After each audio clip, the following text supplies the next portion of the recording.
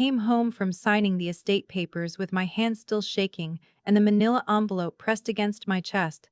That changed everything I thought I knew about my husband, my marriage, and the family I had trusted with my whole life. My husband had been gone for 11 days.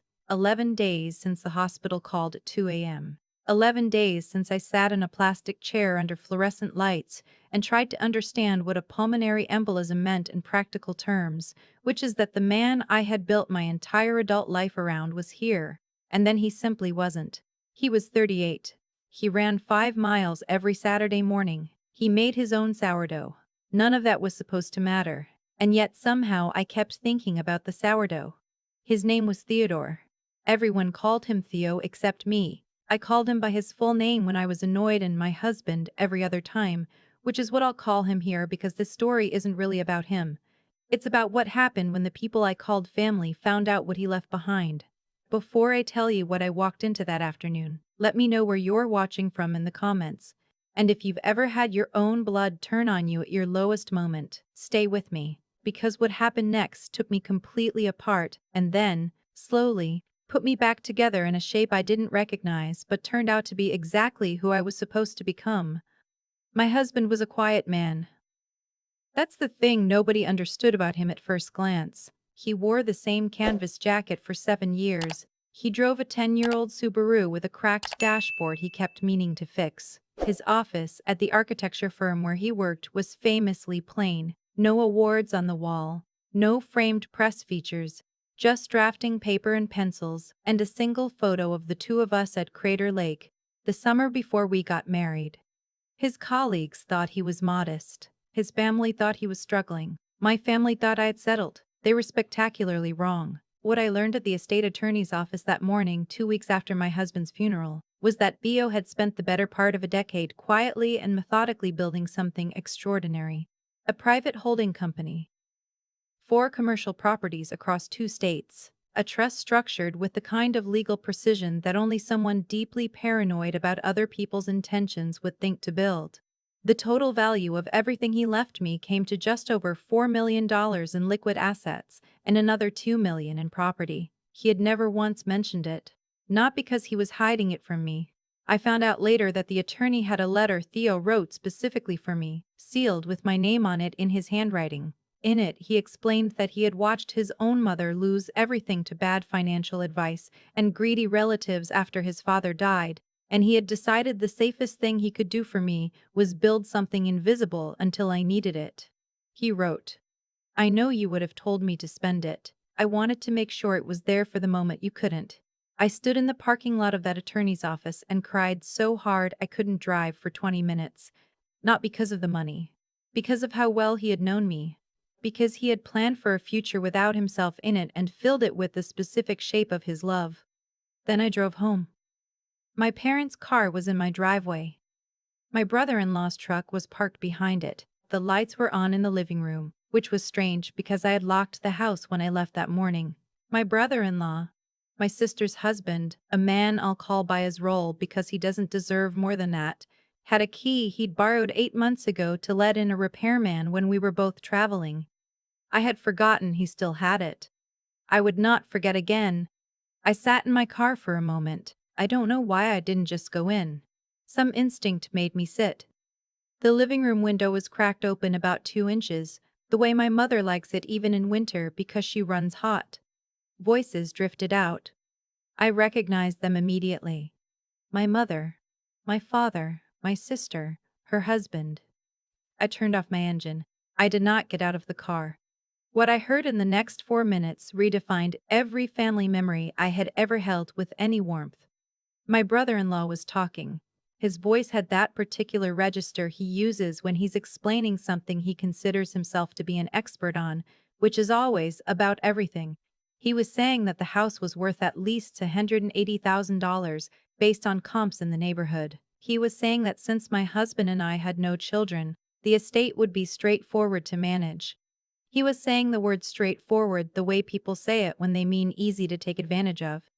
My mother said, "She's not going to fight us. She's barely functional right now."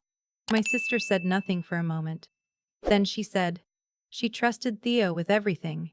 She doesn't even know what accounts they had." She told me that herself. My brother-in-law said, "That's exactly why we need to move now, before she has time to get a lawyer or figure out what she's actually sitting on. I have the paperwork ready. It's a standard estate management authorization. She signs it, I handle the finances temporarily, and we protect her from making bad decisions while she's grieving." My father cleared his throat. He said, "She'll sign it. Tell her it's what Theo would have wanted. Tell her it protects the house." I sat in my car with my hands on the steering wheel and the manila envelope on the passenger seat, and I felt something happen inside me that I can only describe as a temperature drop. Not sadness, not panic, something colder than both. I had just spent the morning learning that my husband had loved me with a precision and a forethought that most people never experience in their entire lives, and I was now listening to my own parents discuss how to take it from me before I could understand what I had. The grief I'd been drowning in for 11 days crystallized into something I could hold, something I could use. I am a licensed CPA. I have spent 9 years working in forensic accounting, first for a firm in Portland and now independently. I find financial fraud for a living. I review the documents that people assume no one will ever look at closely enough to catch. My brother-in-law had no idea what I actually did for work. He thought I was an accountant in the way people think of accountants. Someone who does taxes, stares at spreadsheets, quietly processes numbers. He did not understand that I spend my professional days finding the exact kind of scheme he was currently describing out loud in my living room. I opened my car door. I walked to the front porch. I pressed my key into the lock as noisily as I could. The conversation stopped immediately. By the time I pushed open the front door, they had rearranged themselves into a grief tableau. My mother was on the couch with a tissue. My father was standing by the bookshelf with his hands in his pockets, which is what he does when he's trying to look casual. My sister was in the kitchen doorway. Her husband was seated at the dining table with a leather portfolio in front of him that he made no move to put away, which I noted. "Oh, sweetheart," my mother said, standing up. Her arms came around me before I could stop them. She smelled like the same perfume she'd worn my entire life, and I had to remind myself what I'd just heard. "We were worried about you," my father said. "The attorney's appointment ran long." "It did," I said. I stepped back from my mother. I looked at my brother-in-law's leather portfolio on my dining table. "What's that?" He didn't miss a beat. He was smooth, I'll give him that. He had practiced this, I could tell. He leaned back in the chair with just the right amount of careful concern on his face. "I wanted to talk to you about something," he said. "I know the timing is terrible and I'm sorry, but I've been worried about you financially. Theo's accounts, the house, the bills. There's going to be a lot coming at you very fast, and you're going to be a lot coming at you very fast, and you're going to be in no shape to handle it alone. I've been in real estate and property management for 12 years. I want to help." He opened the portfolio and slid a document across the table toward me. It was a power of attorney with several highlighted signature lines and a short explanatory paragraph at the top, written in the kind of plain language that was designed to sound reassuring and obscure what it actually granted. What it actually granted was full authority over all financial decisions related to my property and estate. Indefinitely. With no built-in oversight. "It just lets me coordinate things," he said. "Temporary. Just until you're back on your feet." My sister came in from the kitchen and sat beside me.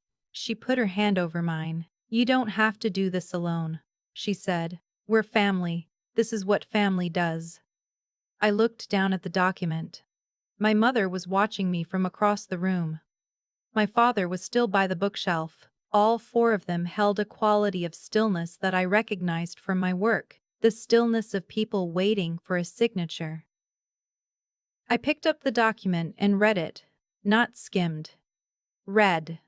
Every word, every clause, every subordinate phrase. I have been trained to read documents the way a surgeon reads an X-ray. My brother-in-law shifted in his chair after the second minute. By the fourth minute, my mother had retaken her seat. "This is very thorough," I said finally. "I just want to make sure you're covered," he said. "I know," I said. Then I picked up the pen he'd laid beside it, and I signed. What I signed was not my real signature. When I was 26, I read a case study in a forensic accounting journal about a woman who had been systematically defrauded by a family member using power of attorney documents. In the aftermath of that case, the attorney representing her established what became a recognized fraud prevention protocol for high-value clients: a registered alternate signature, a documented, legally filed variation of your real signature that automatically flags any document bearing it as potentially fraudulent and triggers a review with your financial institutions. My husband and I had done this together 3 years ago. We filed the alternate signatures with our attorney, our bank, and our brokerage. We told almost no one. The signature I put on my brother-in-law's document was the alternate. To him, it looked like my real signature with a slightly shaky hand, which he attributed to grief. What it actually was a tripwire. I handed the document back to him with both hands, like an offering. "Thank you," I said. "I feel better knowing someone is handling this." He picked it up and slid it into the portfolio. The relief on his face was so obvious it was almost embarrassing. What followed in the next 40 minutes was one of the more surreal experiences of my adult life. The four of them relaxed. They ordered pizza. My brother-in-law started talking about which repairs the house would need before listing, which was notable because I had not mentioned selling the house. My sister mentioned, twice, that the spare bedroom would make a beautiful nursery for her and her husband when they were ready, which seemed like a strange non sequitur unless you understood what she actually meant by it. My father asked me how long I thought I'd want to stay in the house, realistically, and my mother said maybe a smaller place would be easier to manage emotionally. I ate 2 slices of pizza and listened to my family plan what to do with my life, as though I were a child who had temporarily lost her shoes. That night, after they left, I called our attorney. I told him the alternate signature had been used and that the document was now in my brother-in-law's possession. I told him what I needed. He asked me if I was sure. I told him to proceed. The next morning I did something I had been thinking about since I sat in the car listening to voices float through that 2-inch gap in the window. I called the leasing office for the commercial building where my brother-in-law's property management company operated. My husband's holding company, which I now fully controlled, had acquired that building 14 months ago.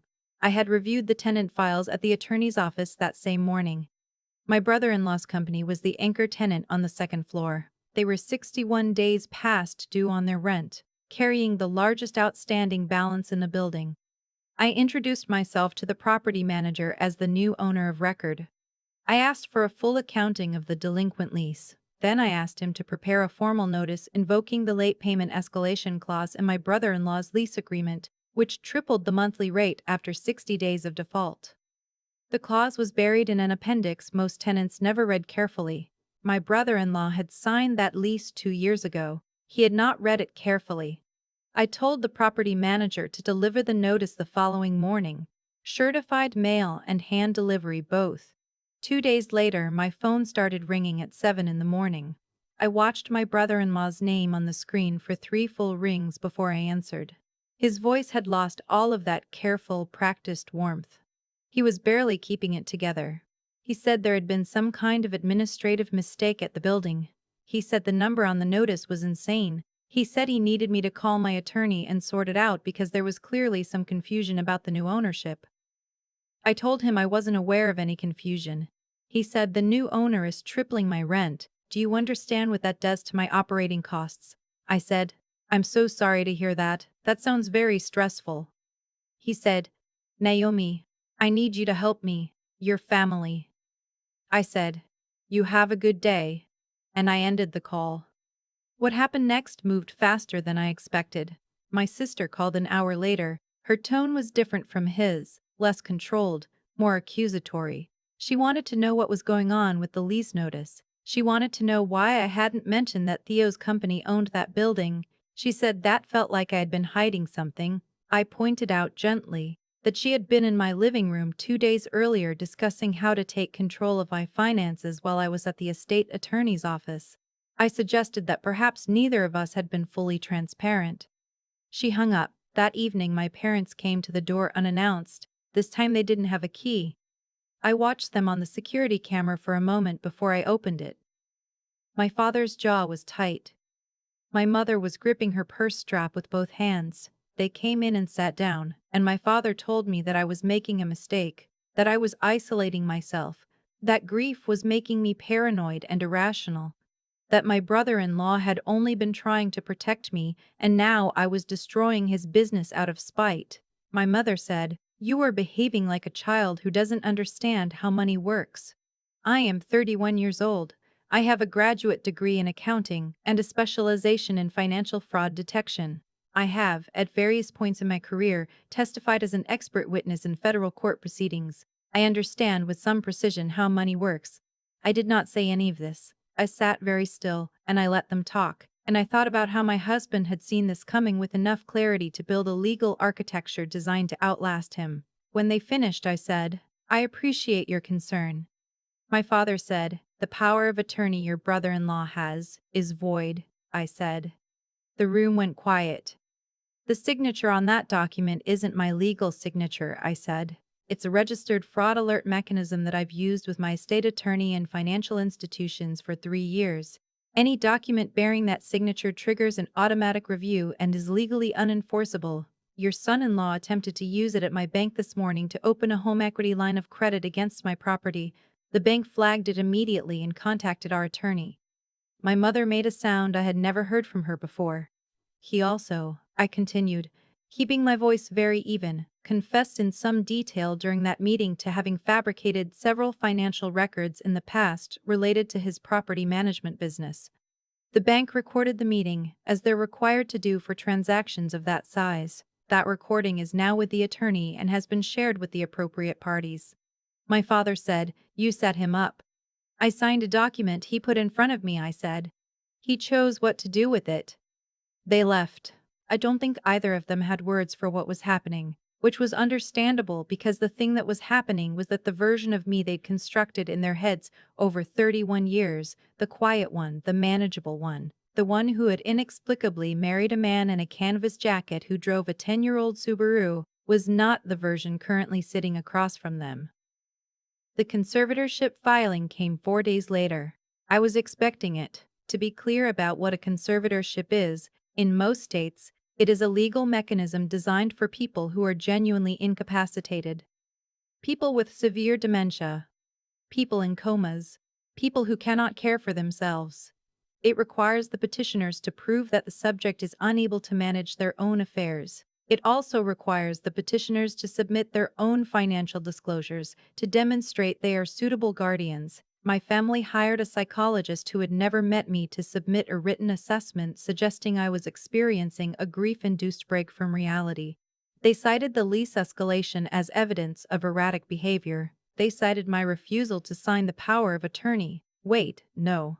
They cited my signing of the power of attorney as evidence that I was unable to make sound financial decisions. They had apparently decided I was both too easy to manipulate and too paranoid to be trusted, simultaneously, and had found a professional willing to put that contradiction in writing. My attorney called me the morning the filing landed. He asked how I wanted to proceed. I told him to let it move forward. He paused. He said, "You want them to file a conservatorship petition against you."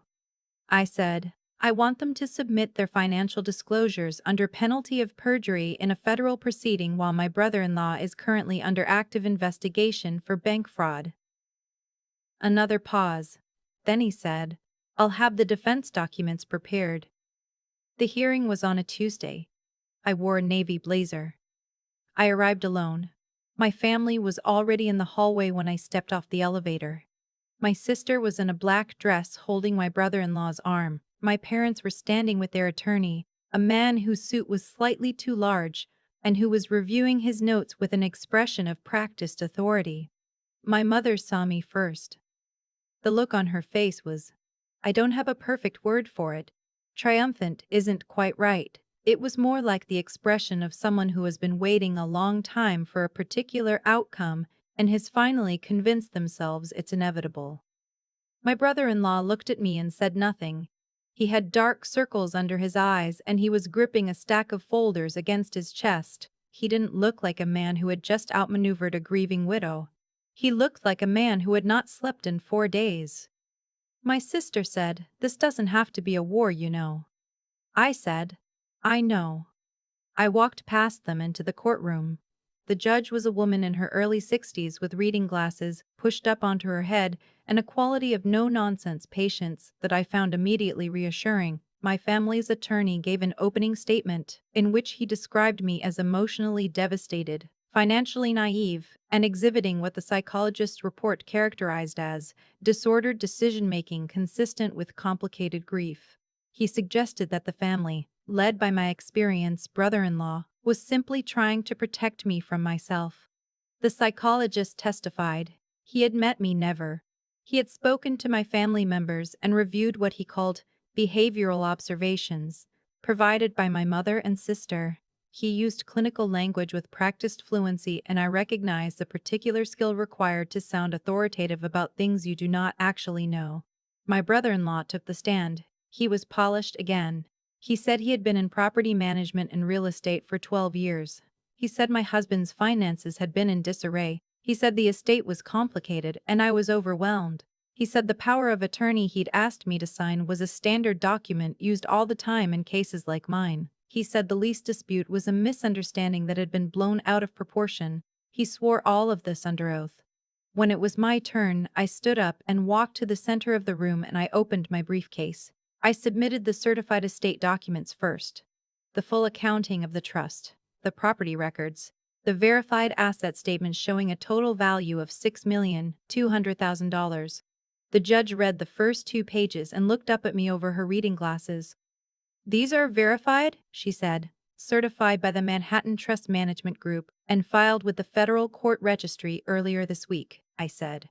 My family's attorney stood up immediately and said the documents could be fabricated, could be a manifestation of my disordered thinking, could be any number of things. The judge told him to sit down. Then I submitted the tenant file for the commercial building, including my brother-in-law's lease, including the 61-day default, including the escalation clause, including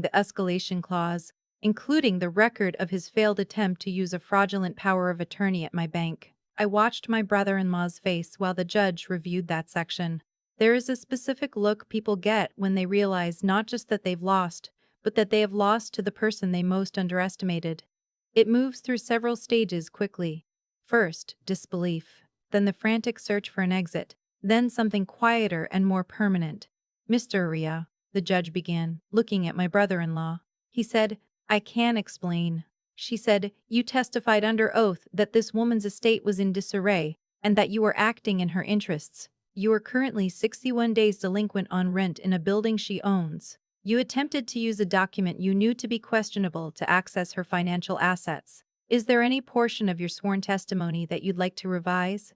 His attorney leaned over and whispered something to him. He shook his head slightly. His face had gone very still. I submitted one more exhibit. An audio recording from my kitchen, taken 2 days after the power of attorney incident. When he had come to my house alone to pressure me about the rent notice, he had explained to me in some detail how he had structured his business accounts to make certain liabilities difficult to trace. He had been trying to scare me by demonstrating that he understood financial systems better than I did. The microphone on my kitchen counter, which I had turned on before I answered the door, captured everything at a quality that made every word perfectly clear. The judge listened to 45 seconds of it and stopped the playback. She dismissed the conservatorship petition with prejudice. She directed the court clerk to forward the full transcript and the financial disclosures my family had submitted, voluntarily, under penalty of perjury, to the district attorney. She looked at my brother-in-law and said, "I strongly suggest you speak to a criminal defense attorney before the end of the day." The federal agents were already in the building. They had been coordinating with my attorney since the bank fraud referral 4 days earlier. They came into the courtroom through the rear doors after the dismissal. My brother-in-law was arrested in the courtroom hallway while my sister was still crying. They read him his rights against the sound of her voice saying his name over and over in a register I had never heard from her before. My parents stood very still. My mother had both hands pressed flat against her sternum. My father's face had gone the particular color of someone who has just understood that the version of events they were operating under was not real. I walked past them toward the elevator. My mother said my name. I pressed the button and waited. She said, "We didn't know how far he was taking it." I turned around. I looked at her for a long moment. I thought about the voice through the 2-inch gap in the window. She's not going to fight us. I thought about my father saying, "Tell her it's what Theo would have wanted." I thought about my sister's hand over mine at the dining table, the texture of her rings against my knuckles, while her husband slid a fraudulent document across the table. I said, "I know exactly what you knew." The elevator came. I got in. The doors closed. 7 months have passed. I moved out of the house in the suburbs and into a smaller place in the city, which I chose because I liked the light in the mornings and because nothing in it reminds me of anything except itself. I run my forensic accounting practice from an office in a building I co-own with 2 colleagues, and I have taken on 2 new long-term clients since the spring. My brother-in-law took a plea deal. He's serving 22 months in a federal minimum security facility and has lost his real estate license permanently. My sister, who testified cooperatively and was not charged, is living in a studio apartment in another city. She sent me a text message 5 months ago that said only, "I'm sorry." I read it twice. I didn't respond. My parents retained a criminal defense attorney who successfully argued that their involvement was incidental. They were not charged. They did, however, have to sell the house they'd owned for 30 years to cover legal fees and the penalties associated with the fraudulent financial disclosures they'd submitted. They live in a 2-bedroom rental now. I have heard from other family members that my mother doesn't talk about me at all, which I understand is her particular way of not surviving something. I don't carry what happened with anger anymore. I tried for a while and found it too heavy for daily use. What I carry instead is something closer to clarity.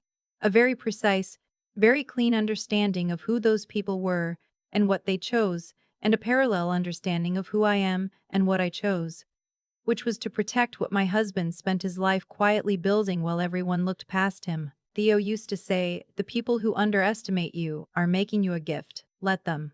I keep that sentence on a card taped to the inside of my office cabinet where I can see it when I'm working late. He was right about almost everything. If you've ever had to stand in the space between what someone did to you and what you chose to do back, you know what this feels like.